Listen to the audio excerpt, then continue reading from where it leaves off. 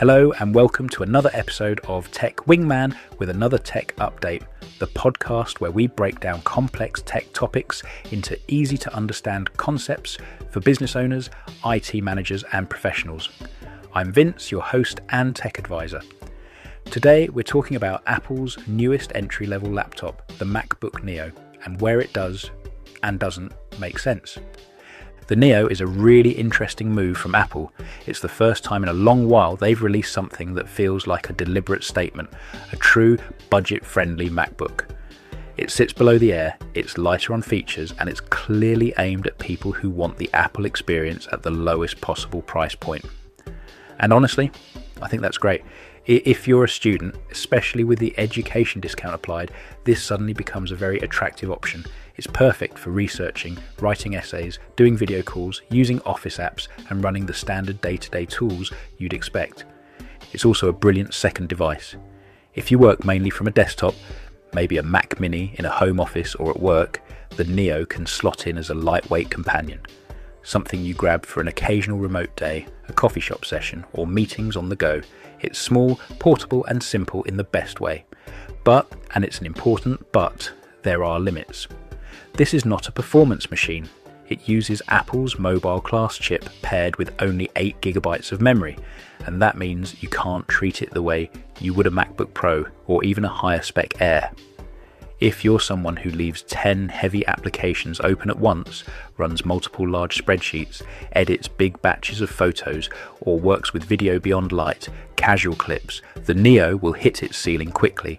The same goes for things like coding in complex environments, producing music with lots of tracks and plugins, or doing graphic design work that relies on large files. It's not that the Neo won't run these apps at all, it's just that it's not built for sustained, demanding work. And there's another question worth asking. Would an iPad with a keyboard actually be a better choice? If portability and battery life are your top priorities, an iPad Air or iPad Pro with a keyboard might give you a more flexible experience. You get a touchscreen, the option to use the Apple Pencil, and a device that's genuinely great for reading, sketching, and note-taking as well as typing. The MacBook Neo is still a Mac, which for some people is the deciding factor, but for others an iPad setup might be lighter, more versatile, and surprisingly more powerful. So here's the bottom line. The MacBook Neo is fantastic for everyday computing, for students, and for anyone who wants a simple second laptop. It's not the machine you buy if you're planning to push it hard, and it's not designed to be. Think of it as the grab-and-go Mac. If that matches the way you work, it's a great fit.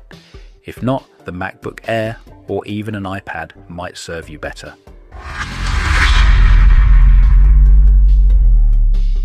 Claire's blatant plug.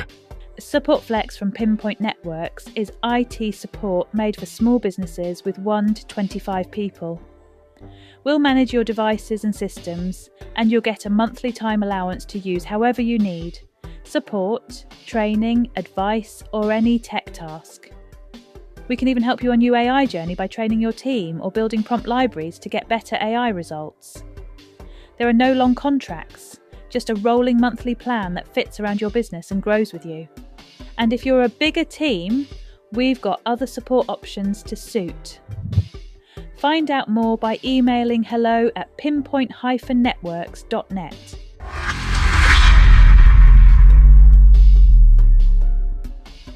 Thanks for tuning in to this episode of Tech Wingman. If you found this helpful, be sure to subscribe and share it with your friends and colleagues. Until next time, take care.